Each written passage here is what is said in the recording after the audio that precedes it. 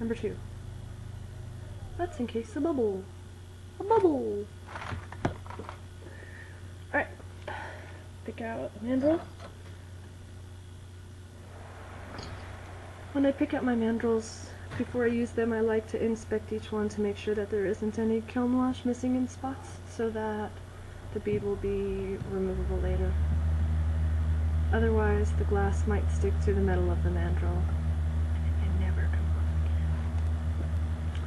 So I'm heating up more of this white rod. This time I'm going to try to make a bigger gather so that I can also plunge an indentation into the surface.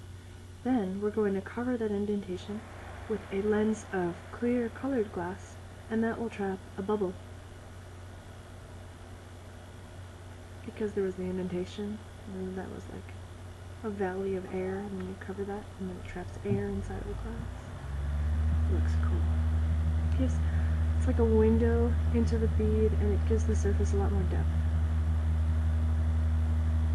Now I have a gather of glass that is sufficient to make the kind of eye bead that I want to make. So I'm heating my mandrel, and I let the gather fall onto the mandrel, and I spin the mandrel away from me, which winds the molten glass around the mandrel and pulls it off the rod. Whew! So fluid, like honey, like water. I'm holding it outside of the torch flame right now to allow it to cool. You can see it has begun to become cloudy. Now I'll bring it back into the fire just to keep it warm, but I want it to solidify and cool down even more.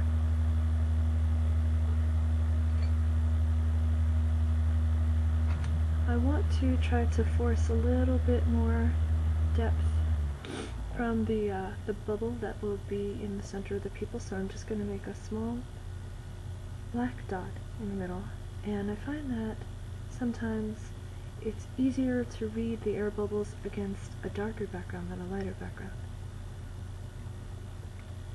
But if you've got too much of a dark background, then the color of the glass overlay that becomes the lens that traps the air bubble is not as readable, except for from the side where you can actually look through the lens. Think of a cornea. Okay, I'm thinking of a cornea.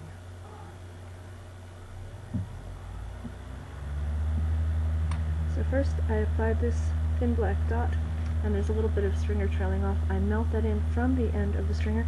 If you melt it in from the part closest to the surface of the bead, it'll sometimes spin around like a propeller, maybe fly off or stick to the bead in an unpredictable way that might change the design that you had intended. Okay, so I've melted that in, and that's just one black dot there. And now I'm going to take this little tool that I made. I took a mandrel where it was a bent mandrel, so I just put some glass on one end, and then I ground down the other end to a point. I'm going to superheat not the entire bead so that the whole thing is flowing again, but just the black pupil in the center. And that's pretty hot now. So I'm going to take my tool and plunge it just into the center where the dot was. So now the dot is all the way pushed in. Now I'm going to take my clear colored glass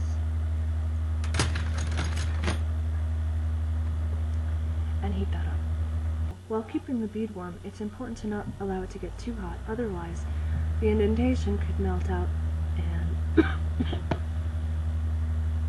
it defeats the purpose of having plunged anything into the surface, because it'll just cause the valley to flatten out into a plane if you were to look at a cross-section of the bead. Okay, so we have the eye indented with the pupil at the bottom, and this that will be becoming the iris. So this is hot, this is warm. I carefully apply dot just in the center And now I'm pulling off a little bit of excess glass, because like I said before, when this heats up it's going to spread out as it melts flat into the bead. I'm turning it as I heat it because I don't want to distort the shape too much. And that's melted in enough. Now you can see this is a basic eye. It's still really glowing. Ooh, that's so cool. It's still glowing red hot. Bringing it back to the flame, just to keep it warm, but I'm holding it higher up where there's a cooler heat so that it chills out, solidifies. And now you can see that there is an air bubble trapped in the center of the bead, which makes for an interesting iris and pupil with depth. When I have to make a pair of eyes, what I like to do is I do a whole lot of eyes at once, and then I put them in the kiln, and then once they've cooled down I'll take them out and make pairs, unless I'm making 2 eyes on the same mandrel at once. Then it's easier to match them up. Sometimes I do that too. But when I'm working off mandrel and on a punty, then I have to do the eyes just one at a time instead of in pairs. Now I'm going to make a very small eye on a very small punty. These are the kinds of tiny eyes that I make and use in the doll heads that I showed at the beginning of the video that are all about this big.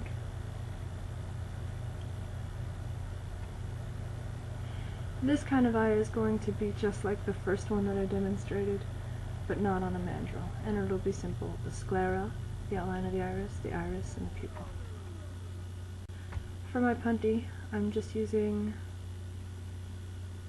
a short piece of 2mm perixx. White glass to make the sclera, and I'm just going to heat the punty.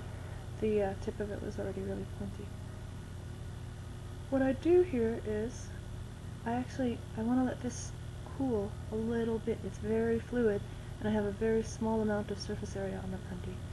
So I let that cool just a little bit, then I touch them together, push together, then pull apart a little bit, and now you can see that most of that eye has cooled a lot.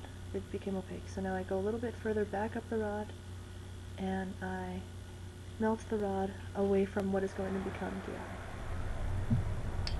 eye. And now I heat it and try to manipulate it and roll it back on itself so that it becomes even more spherical.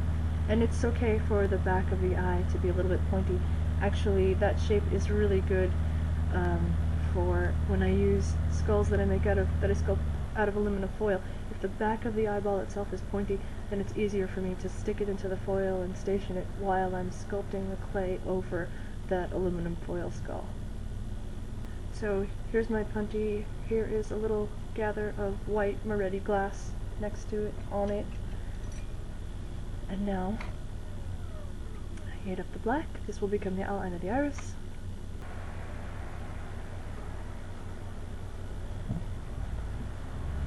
Just a very light touch of color to create a small dot, because all of the mass of glass will add up, and as it's expanding on the surface, it'll take up more space than you expected quite quickly.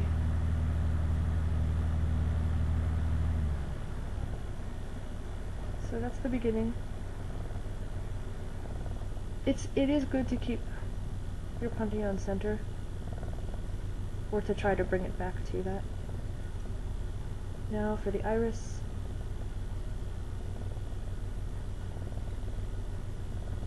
A light touch.